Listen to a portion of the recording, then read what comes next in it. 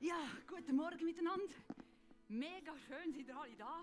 Und das schöne, blaue, strahlende Lächeln, das mir entgegenkommt, ist wunderbar. Wir haben jetzt gerade gesungen, ein Vers, den wir da gesungen haben, ist mir gerade eingefahren. Und ich dachte, das ist eigentlich genau das, was ich heute Morgen euch möchte weitergeben möchte. Let the healer set me free. Also, der Heiler macht mich frei. Der Heiler, das klingt so blöd, aber Jesus als der heilt. Und das macht frei. Und wenn ihr heute Morgen meine Geschichte hört, also es ist Predigtgeschichte, ich weiß nicht, es ist alles in einem, dann glaube ich, werdet ihr merken, dass ich das erleben durfte. Der Heiler Jesus Christus hat mich wirklich frei gemacht. Und meine Ohrenringe wackeln wie Wahnsinn. Ich muss es, glaube ich, gleich abziehen. Er hat gemeint, ich müsse nicht, aber ich glaube, es stört. Moment, schnell. So, hängt sowieso so viel an den Ohren, das ist unglaublich. Genau. Also, mein Name ist Damaris Kovmel und ich habe schon 42 Bücher geschrieben. 2 sind gerade neu rausgekommen, die auch von Live on Stage als Musical aufgeführt werden. Auch eine mega coole Sache, wenn ihr das noch nicht kennt oder kennen lernen, voll coole Sache. Und warum ich das Buch jetzt die vorne habe, weil das ist meine Lebensgeschichte. Ich habe 42 Bücher geschrieben, aber nicht über mich, sondern über ganz verrückte Leute, die ganz verrücktes Zeug erlebt haben, wahre Lebensgeschichten. Und ich habe nie eigentlich über mich ein Buch schreiben, aber es ist der Punkt gekommen, 2017, wo ich gewusst habe, jetzt ist es dran. Jetzt ist es dran, meine Geschichte aufzuschreiben. Und bei einem der letzten Events, die ich hatte, hat nachher jemand zu mir gesagt, du, das Cover, das passt überhaupt nicht. Und ich so, wieso passt das Cover nicht? Und dann hat sie gesagt, weil du strahlst auf dem Cover, aber das, was da drin steht, das passt überhaupt nicht dazu, was man da vorne drauf sieht.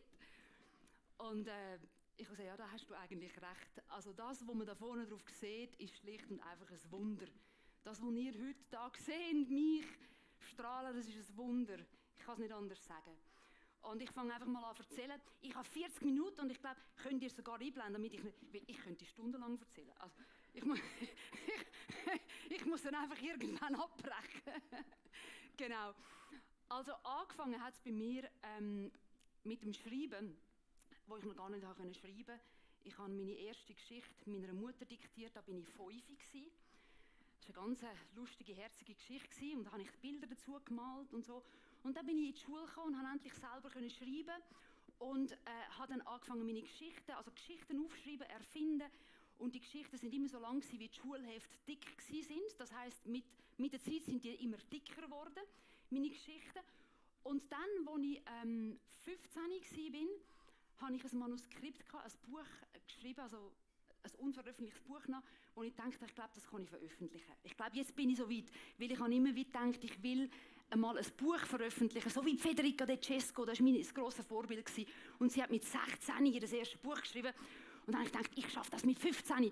Und dann habe ich wirklich mit 15 mein erstes Buch geschrieben. Und dort war eine Weichenstellung in meinem Leben, weil dort ich habe 6 Verlage geschickt. 3 davon waren christlich nein, falsch, ich habe 6 geschickt, 3 haben es wollen, 2 waren nicht christlich, einer war christlich, so war es. Und die 2 nicht christlichen haben gesagt, wir wollen es, aber du musst Gott rausstreichen. Und der Christliche hat gesagt, wir machen gerade eine Serie daraus, wir wollen es. Jetzt war mein Problem, in welche Richtung gehe ich jetzt? Was für eine Richtung schlage ich in meinem Leben ein? Will ich Gott rausstreichen dafür? Ich werde vielleicht ganz eine berühmte Schriftstellerin. Also so, oh, das könnte ja sein, Millionen von Büchern verkauft und so, wäre ja möglich. Aber ich muss einfach Gott rausstreichen. Was mache ich? Und ich habe mich eindeutig dafür entschieden, dass ich Gott nicht rausstreichen werde. Weil ich bin christlich aufgewachsen, das heisst, ich bin eigentlich immer mit Gott unterwegs gewesen, so. Habe dann mit 13 ganz klar gesagt, ich will wirklich mein Leben mit Jesus unterwegs sein. Und mir war so klar gewesen, das Schreiben habe ich nicht von mir selber. Das ist von Gott. Es geht gar nicht anders. Das ist mir wirklich in die Wiege gelegt worden, von da oben, nicht von mir selber. Und darum habe ich auch gewusst, ich darf ihn nicht rausstreichen. Also erstens habe ich nicht wählen, dann hätte ich quasi wie mich selber verraten, weil ich das Geschenk von ihm bekommen habe. Und zweitens ist es mir so wichtig gewesen, ich habe auch da schon immer gedacht, ich möchte nicht, dass wenn ich ein Buch schreibe und nachher lesen es vielleicht, was weiß ich, wie viele Tausende von Leuten, aber die Tausende von Leuten, die stellen es nachher einfach ins Bücherregal und das war es dann und sagen, nicht, die Geschichte ist schön. Sondern ich möchte, dass meine Bücher etwas verändern. Ich möchte, dass wenn jemand ein Buch von mir liest und die letzte Seite liest, zuklappt, anfängt vielleicht sogar über das eigene Leben nachdenken oder vielleicht sogar denkt, wow, wenn sie das kann, dann kann ich das auch. Wow, ich muss etwas in meinem eigenen Leben ändern. Einfach die Richtung von meinen Büchern soll nach oben gehen. Und das habe ich eigentlich immer beibehalten in meinen 42 Büchern und ich habe es nicht bereut. Und das schönste Kompliment, das ich je an mich bekommen kann, ich komme das nicht alle Tage über, ist klar, aber es gibt wirklich Momente, wo ich E-Mails bekomme, wo drin steht, ich habe durch dieses Buch zu Gott gefunden, ich habe zu Jesus gefunden. Und ich meine, dann hocke ich heulend vor dem Computer, weil das ist das Schönste, was einem passieren kann, so eine Rückmeldung. Das ist der Wahnsinn. Und wie gesagt, das mache nicht ich, das macht er. Ich schreibe einfach Worte in den Computer, aber er ist der dir dann irgendwie zu den Leuten bringt und offenbar die Leute inspiriert. Und das ist genau das, was ich immer wollte. Ja, und dann bin ich nach Brasilien gekommen, weil ich in Sao Paulo unter Strassenkind arbeiten. Ich war dann 27 gewesen, und mich hat einfach das Schicksal von diesen Strassenkind dermaßen hat mir einfach den Ärmel reingezogen. Und ich wollte mich für die Kinder engagieren, weil das sind so tragische Schicksale. Und dort ursprünglich wollte ich nur ein Buch darüber schreiben, aber ich habe gemerkt, es muss viel mehr sein. Ich will anpacken, ich will wirklich das Leben von diesen Kindern verändern. Und habe angefangen dort zu arbeiten. Jetzt brauche ich noch einen Schluck Wasser.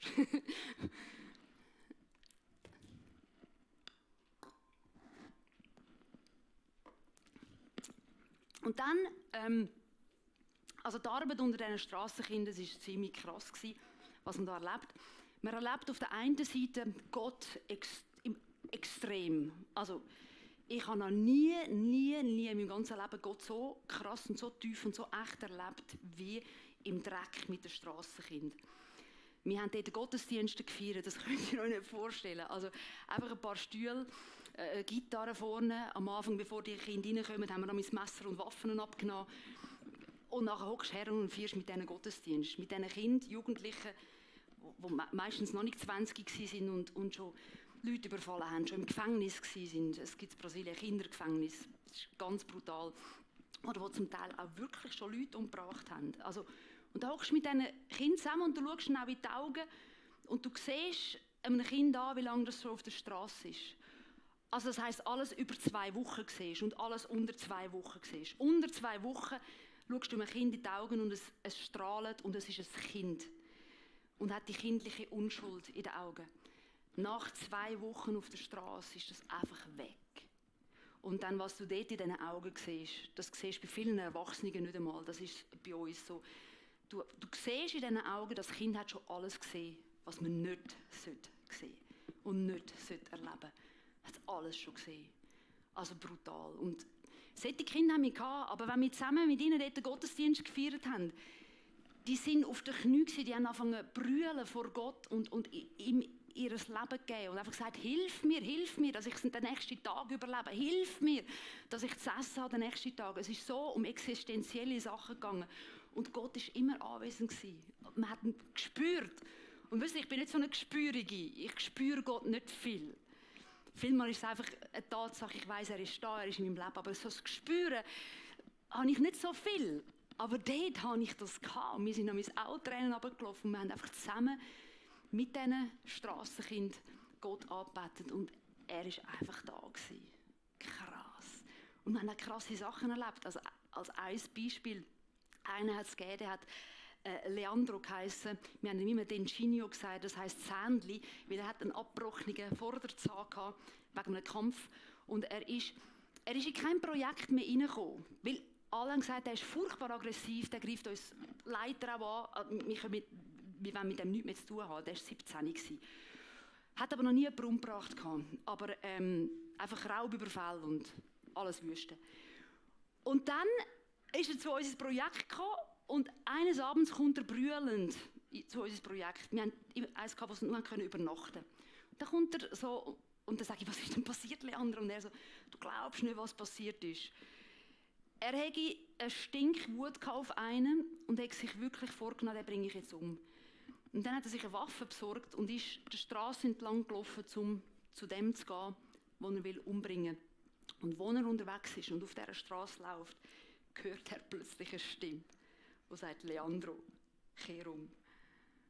Und er hat gesagt, es sei niemand herum gewesen. Er war allein gewesen.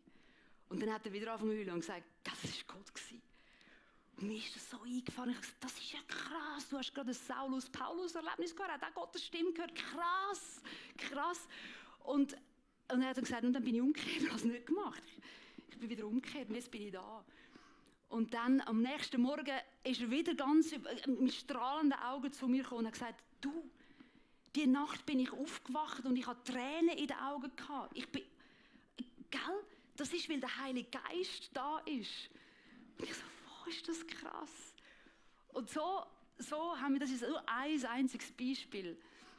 Vielleicht noch ein anderes muss ich auch noch erzählen vom Valdir. Und zwar, wir hatten einen gehabt, der Valdir war ein Gangsterboss und hat sich dann bekehrt und ist Jesus nachgefolgt. Und das ist so ein bisschen mein kleiner Bruder geworden. Ich habe auch ein Buch über ihn geschrieben. Und wir hatten einen auf der Straße gehabt, der ist auch mal gekommen und gesagt, die Nacht werde ich nicht überleben. Und dann haben wir ihn gefragt, also der Valdir hat dann nachher bei uns gearbeitet und dann fragt der Valdir, wieso, was ist passiert? Und der Daniel, der gesagt hat, ich werde überleben, sagt, ich schulde einem Drogenboss Geld und ich kann es nicht zurückzahlen. Und er hat gesagt, er bringt mich, wenn er mich das nächste Mal sieht, um. Und dann hat der Valdir ihn gefragt, ja, wer ist denn das, wo du Geld schuldest? Und er hat gesagt, das ist der Peba. Und dann hat der Valdir gesagt, ich kenne den Peba. Ich habe mit ihm zusammen Drogen gedealt, ich kenne den sehr gut. Lass mich das handeln. Und wir so, jetzt geht er quasi ihm Drogen Schulden zahlen. Und, also, zum Vergleich, es ist etwa um 5 Franken gegangen. Also, so viel ist das Leben wert. Und dann ist der Valdir quasi zu dem Drogenboss verhandeln. Wir haben einfach im Hintergrund gebetet wie die Wahnsinnigen. Ich dachte, leck um Himmels Willen, was jetzt da passieren könnte. Und nachher kommt er wieder zurück und war extrem bewegt und hat uns gesagt, ich glaube nicht, was passiert ist. Ich habe die Drogenschulden für den Daniel, dem Peba, zurückgezahlt. Und dann sagt der Peba, also, weil es jetzt du bist, nehme ich jetzt das Geld und es ist in Ordnung, die Drogenschulden zahlt, aber ich muss dir eines sagen. Ich weiss nicht, was mit mir los war. Wo der Daniel zu mir gekommen ist, wollte ich ihn eigentlich abknallen. Weil du kennst mich, ich mache da nicht lange rum. Aber ich konnte einfach nicht abdrücken. Und habe ihm noch mal einen Tag Zeit gegeben. Ich weiss nicht, was da los war. Und der Valdir hat gesagt, ja, also Gott hat wirklich den Daniel vor dem Tod bewahrt, einfach weil er so ein grosser Gott ist. Und der Drogendealer hat ihn nicht umbringen können. Also, und solche Beispiele hätte ich noch und nöcher. Und wie gesagt, wenn man so krass Gott erlebt, das ist der Wahnsinn. Und auf der anderen Seite, das ist das Unglaubliche, was wirklich einfach gewaltig ist, was ich so erlebt habe mit Gott zusammen. Aber dann gibt es die andere Seite, die ich eben auch erlebt habe und die nicht schön ist. Und wenn man sich so einsetzt auch für Gott und so ist, ihn so erlebt, dann ist der Gegenspieler, der Teufel, der Satan, auch ganz stark am Werk. Und er war auf eine ganz fiese Art am Werk gewesen. Er hat mich von allen Seiten angegriffen. Um ein Beispiel zu nennen, wir hatten eine Leiterin gehabt, in dem Projekt, wo ich war. Und ich habe festgestellt, die ist korrupt. Also die stiehlt Geld vom Projekt. Ich dachte, das gibt es ja wohl nicht. Da kommen Spendengelder rein und sie sagt es einfach für sich ab. Also das geht doch nicht. Das war eine Pastorin dann noch dazu. Und ich dachte, was läuft da falsch? Das geht doch nicht. Und dann habe ich sie zur Rede gestellt. Und in der brasilianischen Kultur darf man so etwas nicht machen. Das ist eine Schamkultur und in einer Schamkultur ist das Allerschlimmste, das Gesicht zu verlieren. Wir leben hier in einer Schuldkultur, aber das ist eine Schamkultur und das darfst du nicht machen. Und ich habe sie quasi bloßgestellt vor der gesamten Mitgliedschaft dort. Und ja, weil ich gesagt habe, sie klaut Geld und wir müssen etwas unternehmen. Und sie steht aber gehockt. Ich bin auch sehr naiv gewesen, oder? So ein gewisses Zeug, wenn ich das, ja. Jedenfalls. Aufgrund von dem hat sie natürlich dann kein Wort mehr mit mir geredet, ist aufgestanden, ist gegangen und es war noch ein Pastor anwesend, ein anderer Pastor, und der hat mir nur gesagt, Damaris, das hättest du nicht machen sollen. Und er ist weggegangen und ich habe gesagt, was habe ich jetzt falsch gemacht? sie ist die Geld stiehlt. Und jetzt bin ich plötzlich so, was läuft da schief? Ich komme nicht mehr raus. Von dem Moment an hat alles geändert. Die Leiterin hat mich keines Blicks mehr gewürdigt. Sie hat so, haben Sie vielleicht schon mal so in den Film gesehen, wenn da einer steht und er will mit dem reden, aber er lebt über den Dritten von einem. Also sie hat wirklich an meine Anweisungen Waldir gesagt, ich bin aber da gestanden. Waldir, könntest du dieser Frau da sagen, sie sollte noch das und dieses? Also so war es dann. Und ich so, da stehe ich, kannst auch mit mir reden. Aber das war nicht alles. Sie hat dann, der Waldir ist dann mal zu mir gekommen und gesagt, du hast keine Ahnung, was die Frau alles über dich erzählt, was da im Umlauf ist und was sie sagt. Die krasseste Aussage von ihr über dich war, wenn ich sehen würde, dass Damaris vom Auto überfahren wird und sie wäre noch nicht tot, würde ich drüber fahren, damit sie ja tot ist und in die Hölle kommt. Sie soll in der Hölle schmoren. Und das ist heftig, wenn man das so über einem hört als Aussage. Und dann sind dazu Herren, sind plötzlich noch Sachen im Umlauf gewesen, sind Gerüchte plötzlich in Umlauf gekommen. Ich darf nur den Strassenkind helfen, damit ich viel Geld verdienen und dann Bücher schreiben und ich sage ja Millionärin wegen diesen Strassenkind. Also das darf ich alles ganz falsch machen. Das war auch noch im Umlauf gewesen. Ich habe lange nicht gewusst, dass man das erzählt. Ich habe nur gesehen, wie alle flüstern über mich. Und dann haben mich meine besten Freunde ausgeraubt. Also einer von meinen besten Freunden, und ich habe nicht gewusst, wer. Viele Jahre nicht gewusst, wer. Es ist um viel Geld gegangen, das ich auch naiv im Schrankfuß versteckt habe, weil ich es nachher brauchen für die Strassenkinder.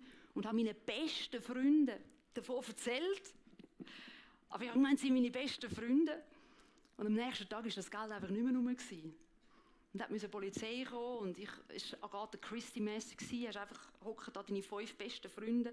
Du schaust jedem mit den Augen und hast das Gefühl, bist es echt du gewesen. Hast echt du mir das Geld geklaut. Und dort ist etwas in mir zerbrochen. Und ich habe so das Vertrauen verloren in Menschen auch. Und das Vertrauen ist immer mehr gebrochen worden. Durch so Aussagen wie von dieser Frau. Ich bin dann noch mehrmals in die Hölle gewünscht worden. Und am Schluss aus dieser Organisation rausgeschmissen worden, in hohem Bogen. Ich habe gemeint, ich habe ein Tourvisum über und bin auf Polizia Federal, also dort werden so Sachen gehandhabt mit Visum und so, und gebe meinen Pass, damit ich den Stempel bekomme, um für immer in Brasilien bleiben. Und dann geben sie mir den Pass zurück. Und dann sage ich, habe ich ein Tourvisum? Und sie sagen, nein, sie müssen in 8 Tagen das Land verlassen. Hat man sie nicht informiert? Ich so, was informiert? Ja, man hat ihnen ein Visum gestrichen und wenn sie nicht in 8 Tagen das Land verlassen, dann kommen sie ins Gefängnis. Ich so, was? Das ist im Stempel, steht jetzt noch im Pass drin. 8 Tage das Land verlassen oder ins Gefängnis. Ich so, das glaube ich jetzt aber nicht. Und dann ist nochmal etwas in mir zerbrochen. Und ich weiss noch, dort, wo ich dann in die Schweiz zurückgeflogen bin, hat angefangen etwas in mir wachsen, das ich vorher nicht so gekannt habe. Und das ist Bitterkeit.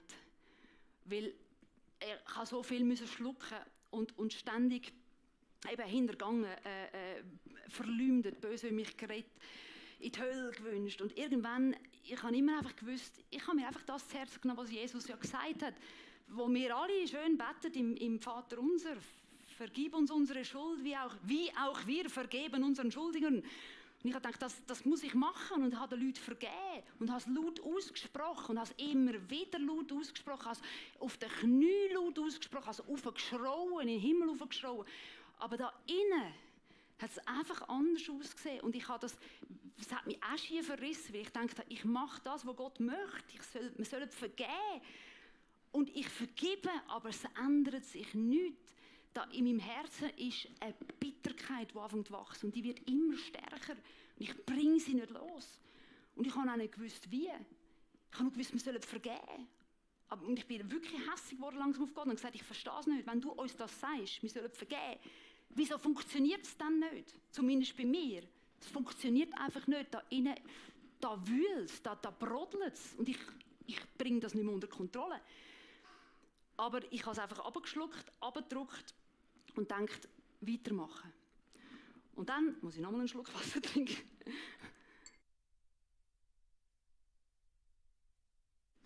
Und dann hat mir Gott ein riesiges Geschenk gemacht.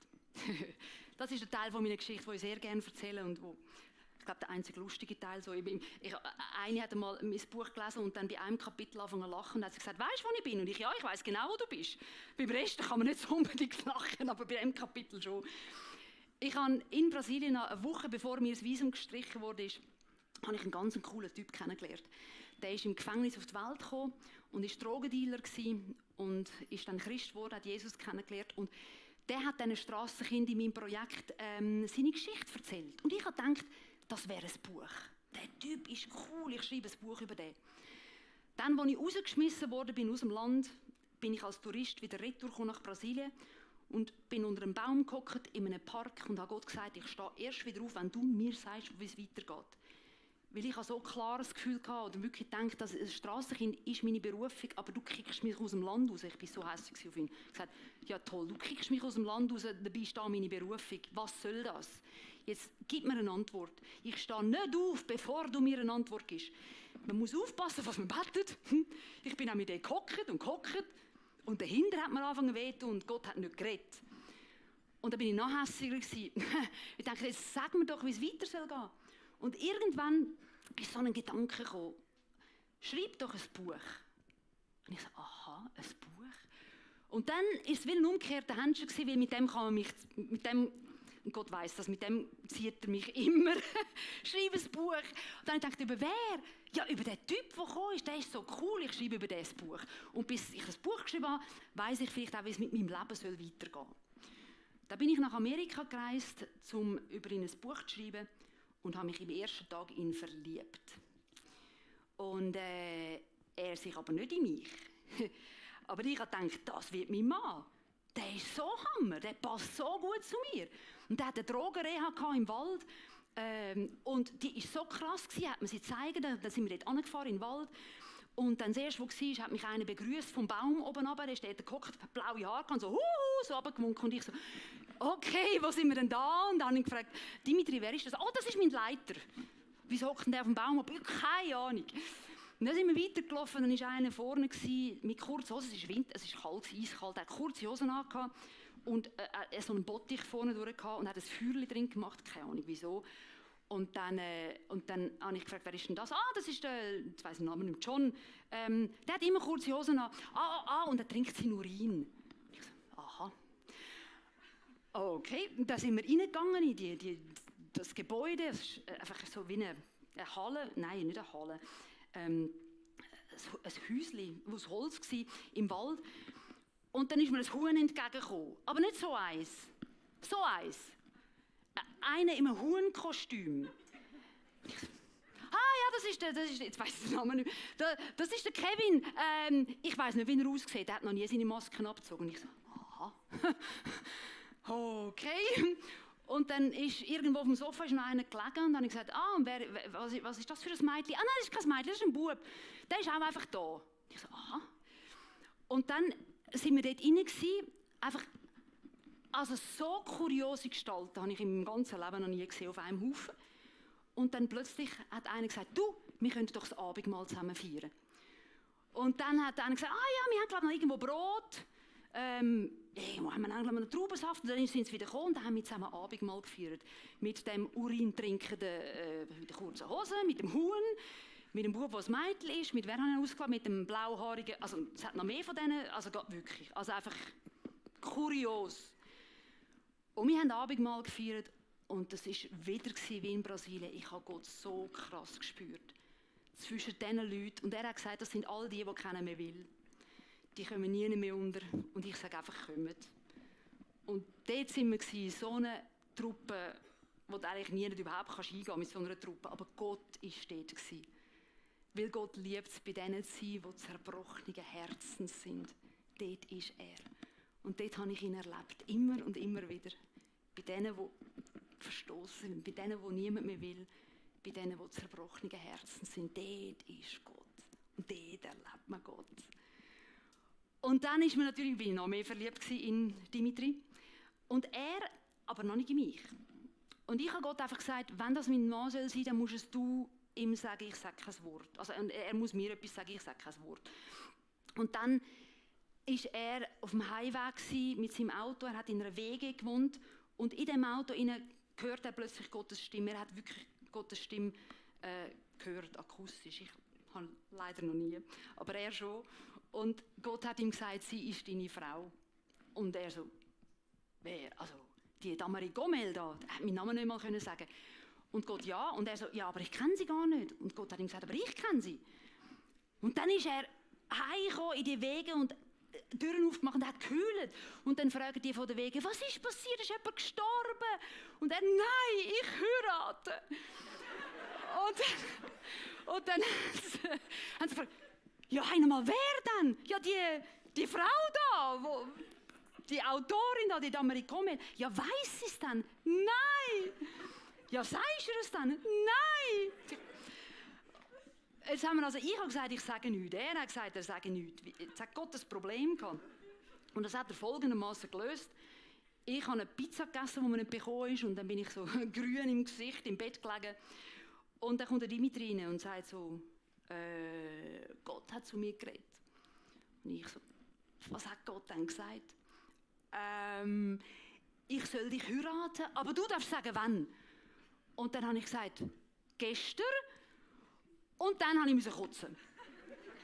Und das ist unsere Liebesgeschichte. Und 2 Wochen später haben wir geheiratet. Krass, ich weiss, alle haben so, Ja, dann haben wir geheiratet. Und dann, an unserem Hochzeitstag, jetzt müsst ihr euch vorstellen, unsere Hochzeitsgäste. Die sind gekommen. Also ich kann nicht anders sagen, sie sind gekommen, haben den Kuchen gefressen und sind wieder gegangen. Und dann sind der Dimitri und ich gehockt, frisch verheiratet, haben uns nicht gekannt. Also das ist eine verrückte Geschichte. Haben uns angeschaut und haben ein weißes Blatt Papier genommen und haben unsere Vision aufgeschrieben. Und haben aufgeschrieben, dass wir uns für Menschen einsetzen wollen, die eben nie mehr Platz haben. Für die ausgestoßen sind, für die ja, auch keiner versteht, die ein bisschen schief, die ein bisschen schräg sind, für die wollen wir uns einsetzen. Und auf dieser Basis haben wir unsere Ehe gelebt und geführt und hat uns Gott auch gebraucht. Wir haben dann unter den Strassenkindern in Brasilien weiter geschafft, eine Weile lang noch, aber dann ist es auch dort schwierig geworden, weil die Gerüchteküche, es ist unglaublich, die ist einfach weitergelaufen, jetzt einfach nicht nur mit mir, sondern auch mit dem Dimitri zusammen. Jetzt sind wir plötzlich Bonnie und Clyde gewesen, das Gangster-Ehepaar, das gar nicht richtig verheiratet ist, sondern nur einfach den Leuten das Geld aus dem Sack holt, selber braucht und Strassenkind ausnutzt, damit wir Millionäre werden können. So in diesem Stil ist das etwa im Umlauf gewesen. Und das ist dann aber auch bis in die Schweiz gekommen, das Gerücht. Und das Gerücht war so schlimm gewesen, dass, als wir auf Tournee gekommen sind, mein Mann und ich sind auch zusammen auf Tournee mitgegangen, haben uns die Leute vor den Kirchen ausgeladen und gesagt, ihr dürft nicht da reinkommen, wir haben Sachen über euch gehört. Ich darf nicht kommen. Und dann haben angefangen E-Mails reinflattern von wildfremden Leuten. Ganz böse E-Mails, und zwar wirklich tonnenweise. Es hat nicht mehr aufgehört. Und das sind also schlimme E-Mails gewesen, und wir sind in die Hölle gewünscht worden. Das meiste sind Christen gewesen, haben uns in die Hölle gewünscht, haben uns ganz, ganz dicke Bibelvers geschrieben, mit ganz vielen Ausrufezeichen und gesagt, ihr Schlangenbrut und ihr der Hölle sollt ihr schmoren und so. Und das war jeden Tag so gewesen, jeden Tag. Ich hatte Angst, E-Mail aufzumachen, wenn ich den Postgang aufgemacht habe und irgendwo das Wörtchen «aber» gelesen habe. Habe ich angefangen zu zittern, wirklich, am ganzen Körper. Zittern, minutenlang. Ich konnte nicht mehr können. Der Dimitri hat auch nicht mehr können.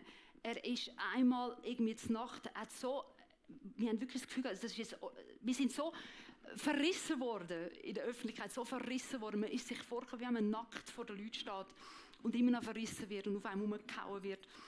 Wir haben es nicht mehr ausgehalten. Und irgendwie haben sich dann die Gerüchte gelöst.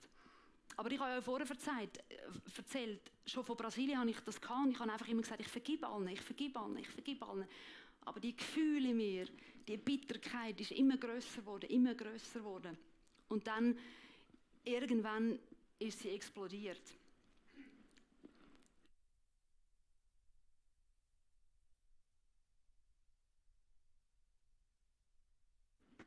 Weil der schlimmste Teil ist uns noch bevorgestanden. Da muss ich jetzt einen Sprung machen, aber wir sind dann, Gott hat uns dann in die Schweiz berufen, um eine Gemeinde zu gründen. Das war 2017 gewesen, und 2017 haben wir die Gemeinde gegründet, im Februar. Und am 21. Mai 2017 habe ich meinen Mann tot im Bett gefunden. Und dann war wirklich fertig. Dann war wirklich fertig. Ich habe einfach gesagt, also, jetzt langt es. Jetzt langt es einfach, jetzt kann ich nicht mehr. Jetzt kann ich nicht mehr. Und ich weiss, wie ich schreiend im Auto gehockt bin, Gott angeschrien und gesagt, also irgendwo hat es eine Grenze. Es langt. Und was dazu kommt, was so schlimm war, es sind jetzt das Schlimme, was schon war, wo ich immer schlucken musste, und die Bitterkeit, die aufkam, die ist jetzt noch schlimmer geworden, weil ich bin nicht, interessanterweise, das fragen mich manchmal Leute auch, ich bin nicht auf Gott hässig gewesen, weil ich meinen Mann nicht mehr hatte. Das habe ich einfach nicht verstanden und ich verstehe es heute noch nicht. Aber ich habe in dem Sinn ihm gegenüber, wegen dem Tod von meinem Mann, nie eine Bitterkeit in mir gespürt. Ich habe es einfach nicht verstanden und eine tiefe Trauer in mir gespürt. Und es ist so, wie wenn du plötzlich hinkst oder wenn dir die Hälfte vom Herz rausgerissen wird. Einfach man kann die Gefühle nicht in Wort fassen. Wer etwas so erlebt hat, schon, über Liebes verloren hat, weiss, dass es kann man schier nicht in Wort fassen, was in einem abgeht. Aber Bitterkeit war das nicht gewesen. Einfach Trauer. Eine tiefe, tiefe Trauer. Wo ich auch nicht gewusst habe, wohin damit.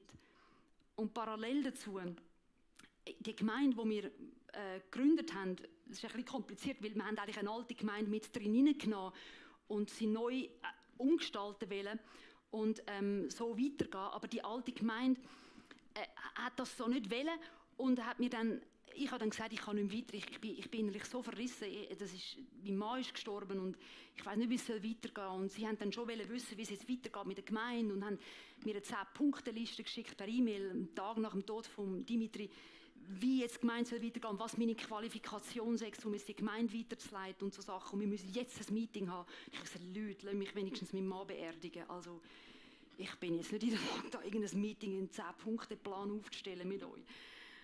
Und das haben sie dann aber nicht verstanden. Und dann ich habe dann gesagt, ich muss die Gemeinde schliessen. Und dann bin ich in diesem Prozess nochmal verleumdet worden und fallen gelassen worden. Wirklich wie eine heisse Kartoffel fallen gelassen worden. Und es hat sich keiner mehr gemolden. Ich bin einfach, tschüss, schau selber, wie du jetzt Schlag kommst. Und das hat die Bitterkeit zum Übersprudeln gebracht. Und jetzt habe ich ein Bild für euch dabei. Das ist vielleicht ein ungewohntes Bild. Ich weiss nicht, wer von euch so Film schaut. Ich schon. Für die nicht wissen, was es ist. Spider-Man. Die freundliche Spinne aus der Nachbarschaft, nicht wahr? Und das ist der 3. Teil von dem Film. Und wer ihn gesehen hat, weiss vermutlich, auf was ich raus will. In dem 3. Film geht es darum, dass der Spider-Man, die freundliche Spinne aus der Nachbarschaft, plötzlich kommt dann so etwas Komisches an. So etwas Grusiges. Wirklich Grusiges. Jetzt weiss ich nicht, ob ich es herbringe da. Und etwas wirklich. Ja? Habt ihr den Film gesehen, oder? Genau so hat es dort ausgesehen. Und einfach viel, viel mehr. Und es hat ihn eingenommen. Von Kopf bis Fuß, die ganz komisch grusige Masse. Und dann ist er so geworden. Und dann ist er plötzlich nicht mehr die freundliche Spinne aus der Nachbarschaft gewesen. Und er hat sich selber nicht mehr wiedererkannt. Und es ist eine unglaubliche Szene dann drin, wie er probiert, das wegzubringen. Er bringt es nicht weg. Und es ist ein riesen Kampf. Also wenn ihr noch nicht gesehen habt und gerne den Film, müsst ihr wirklich schauen. Es ist, wenn ihr es vergleicht jetzt mit dem, was ich jetzt sage. Und mir ist es genauso vorgekommen in dieser Szene, wo er probiert hat, das loszuwerden. Genauso ist es mir vorgekommen. Ich habe nicht gewusst, wie ich das klebrige, grusige Zeug und Bitterkeit, wie ich das wieder aus meinem Herz bringen soll. Es ist nicht gegangen. Und das Verrückte war, ich bin mir zuerst gar nicht so bewusst gewesen, wie schlimm das eigentlich ist. Und ich bin dann in einen Gottesdienst gegangen und dort, also, das war krass gewesen, ich bin vorne gehockt und ich habe die Leute alle nicht gekannt, es waren fremde Leute gewesen, fremder Gottesdienst und ich habe plötzlich alle angefangen zu hassen. Und ich bin Christ. Wie kann ich meine Mitchristen hassen? Und das war die Bitterkeit gewesen, weil mir so viel passiert ist, so viel angetan worden ist und ich habe irgendwo ein Ventil gebraucht. Irgendeinen Schuldigen braucht es. Irgendwie haben wir das so in uns inne. Es braucht irgendeinen Schuldigen und ich habe alle, die in diesem Gottesdienst waren, Von dem, der neben mir gehockt ist, bis zu der Band, bis zum Pastor, alle habe ich angefangen zu hassen und wie quasi kollektiv für das verantwortlich gemacht, was mir angetan wurde, was mir passiert ist. Und dann bin ich verschrocken. Dann habe ich mein Spiegelbild gesehen, so eins. Und ich bin so verschrocken. Und ich weiss noch, ich bin mit meiner Mutter und meiner Schwester, meine Schwester ist auch da nach dem Gottesdienst hergehockt und unter Tränen gesagt, Leute, ich verwandle mich in etwas, wo ich nicht will sein. Und ich weiss nicht, wie ich es losbringen kann. Es geht nicht weg. Es geht einfach nicht weg. Und dann haben wir zusammen gebetet und ich habe noch gewusst, ich bin jetzt wirklich nicht mehr weg. Das ist also hartnäckig, das Zeug. Und dann, ich muss nachher schauen, wie ich das wirklich wieder wegbringe. Ich probiere es mal. In der Geschichte habe ich es jetzt noch nicht weg, aber ich probiere es, während ich es erzähle. Und dann habe ich einfach gedacht, ich weiss, ich weiss nicht, wie ich es wegbringe, aber ich mache einen Schritt in die richtige Richtung, wenn man so will. Ich habe einfach gewusst, da ist ein Gottesdienst in Zürich und in einer Kirche, wo es ein bisschen abdunkelt ist und genau dort gehe ich hin, weil in der Kirche ist das alles passiert und ich will einfach, dass Gott mich heilt und weil es dort passiert ist, quasi am Ursprung, wo das passiert ist, will ich dorthin zurück und dass Gott das heilen kann. Und dass er das klebrige, grusige Zeug, die Bitterkeit mir wegnehmen kann. Und dann bin ich dort hingegangen. Und ich kann euch sagen, ich bin schier nicht in den Gottesdienst hineingekommen. Ich habe es schier nicht geschafft, wieder in den Gottesdienst zu gehen. Aber irgendwie bin ich dort reingekommen mit Ach und Krach. Und dann bin ich dort vorne in der vordersten Reihe und während dem Worship bin ich nur am Boden geknündelt und habe Gott einfach ein Gebet entgegengeschrien. Und einfach gesagt, Herr, heil mich und brauch mich. Heil mich und brauch mich. Und ich habe noch am Anfang gesagt, eben der Vers, «The healer set you free», Gott, also Jesus als Heiler, der dich kann heilen und frei machen. Und das habe ich an diesem Abend erlebt. In einer krassen Art und Weise, wie das Gott macht. Und zwar, ich habe das etwa 20 Minuten lang gebetet. Und es war mir wirklich ernst gewesen. Aber ich habe nicht gewusst, wie. Ich konnte es nicht selber machen. Und dann ist das Licht wieder angegangen am Schluss vom Gottesdienst. Und dann kommt mir eine Frau entgegen und sagt, «Hey, du bist doch Damaris Kofmel, ich bin mal bei euch in der Kirche gewesen.» Und dann bin ich auf sie gesucht und gesagt, das sei der erste Gottesdienst, den ich jetzt sehr bewusst wieder besuche. Und dann sind mir Tränen runtergelaufen. Und ich habe nur noch gekühlt und gekühlt und gekühlt. Und dann, was hat sie gemacht? Sie hat Tempotaschentücher vorgenommen. Hat mir die gegeben. Wir sind auf 2 Stühle gehockt und haben 20 Minuten lang zusammen gebrüllt. Und das hat mein Herz geheilt. Eine wildfremde Frau. Ich habe nachher später über sie geschrieben, ein Engel mit rot lackierten Fingernägeln, weil sie hat rot lackierte Fingernägel gehabt. Und ich habe ihren Namen nicht gekannt, ich habe die Frau noch nie in meinem Leben gesehen. Und die ist mit mir zusammengehockt und hat mit mir gebrüllt. Über all das, was passiert ist. Einfach mit mir brüllen. Und das hat mein Herz geheilt. Und ihr seht es vielleicht, es sind immer noch ein paar Dinge da dran. So. Und es ist auch ein Prozess. Ich habe dann dort auch wirklich angefangen zu merken, es sind natürlich noch viel mehr Geschichten. Es hat viele Geschichten gebraucht, wo Gott wieder Heilung geschenkt hat. An diesem Abend ist nicht einfach alles heil geworden. Vielleicht 70%, 80%, ich kann es nicht so genau sagen, aber ganz viel ist heil geworden in mir. Die Wunden, die Verletzungen haben angefangen zu heilen. Und dann sind noch mehr so Sachen passiert. Eins Letztes möchte ich euch noch erzählen. Also, und auch zum Sagen, es ist einfach ein Prozess, es ist nicht etwas, das von heute auf morgen geht. Wir denken das immer, aber wir sind Menschen und unsere Gefühle machen da manchmal nicht mit. Und manchmal tut es auch gut, einfach mal das rausschreien. Es ist ja wie ein Eiter auch, das rausschreien, mit jemandem darüber reden oder es aufschreiben oder im Wald gehen und rumschreien. Aber irgendwie muss das raus. Es muss raus. Sonst wird es nicht gut. Und dann kann Gott anfangen zu heilen. So habe ich es erlebt. Und ein letztes Erlebnis noch, das wirklich so unglaublich ist. Ich bin durch das Ganze auch, durch den Tod von meinem Mann, durch auch all die Sachen, die passiert sind, die ich jetzt sehr abgekürzt erzählt habe von meinem Leben, die schlimm waren und so, bin ich auch einfach, ich bin so am Boden gewesen, eben 2017 sowieso, nach dem Tod von meinem Mann. Und ich bin wie nicht mehr recht aufgekommen. Also einfach, ich bin fix und fertig gewesen, auch körperlich. Ich bin körperlich so fertig gewesen, dass ich manchmal tagelang durchgeschlafen habe. Ich habe nicht mögen. Ich habe einfach nicht mögen. Psychisch auch. Ich habe einfach nicht mögen. Und geistlich sowieso. Und dann hat mich eine Jugendgruppe oder ein Hauskreis hat mich eingeladen, ich soll doch einen Input bei ihnen machen. Und ich habe zugesagt, ich weiß nicht einmal wieso. Und dann unterwegs nach Bern ist das gewesen, bin ich im Auto gehockt und habe gesagt, was mache ich da eigentlich? Ich bin so leer. Ich habe nichts in mir drin. Nichts. Ich kann nicht ein geistliches, heiliges Wort irgendwie sagen von mir. Da ist nichts mehr drin in mir. Ich bin so kaputt, so fertig, so ein Wrack. Ich bräuchte jetzt eigentlich heilig, noch mehr. Nicht, ich kann gar nichts mehr geben. Was soll ich denn geben? Und dann bin ich gleich dorthin gegangen.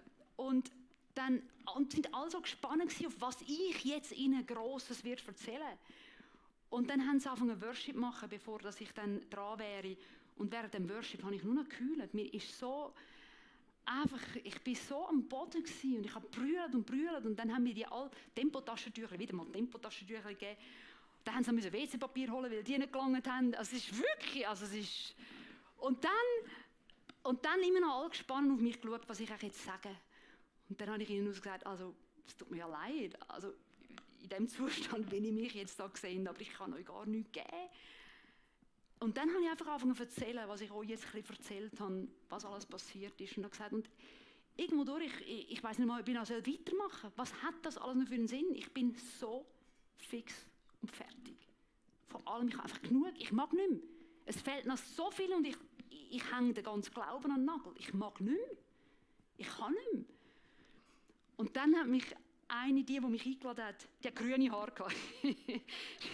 Die hat mich angeschaut und gesagt, ich habe dich eingeladen wegen dir, die Inputs, die du und Dimitri gemacht hast online, haben mich durch meine Teenie-Zeit getragen. Ich wäre gar nicht mehr am Leben ohne euch.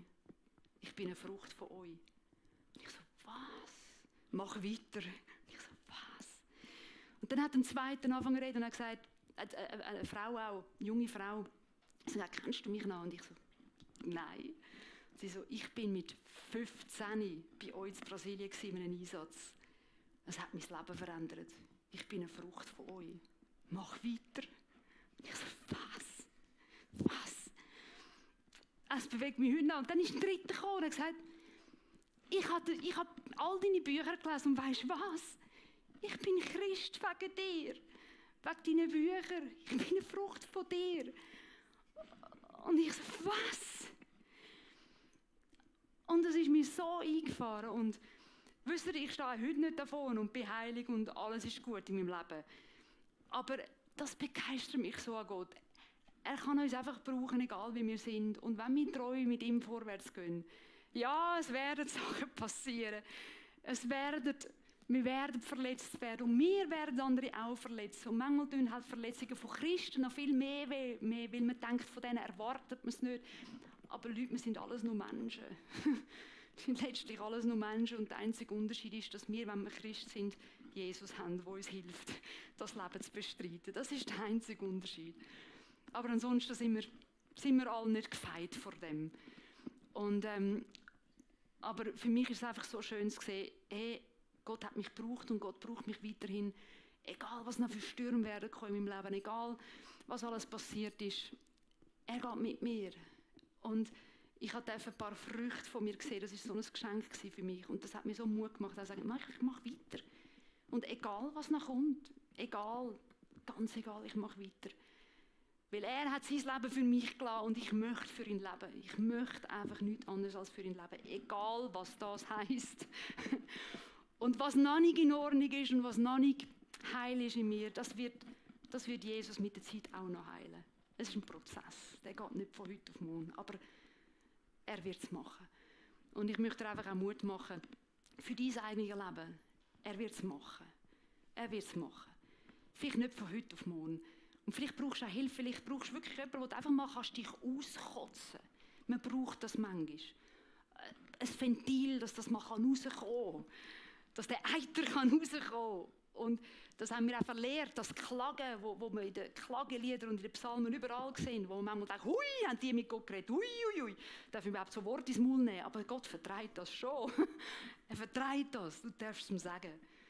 Und dann kann er anfangen, dein Herz heilen. Und er wird es machen. Er hat es bei mir gemacht. Und ich habe mich manchmal auch gefragt, ja, wie weit ist jetzt meine Heilung schon? Ist wirklich alles 100% in Ordnung oder nicht?